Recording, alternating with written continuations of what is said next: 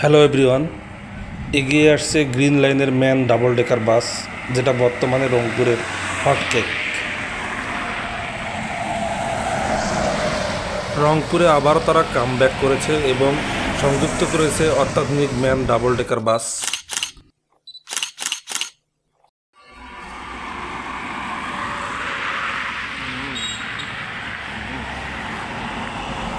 রংপুর পর্যটন মোটেলের অপোজিটে রয়েছে তাদের অত্যাধুনিক কাউন্টার।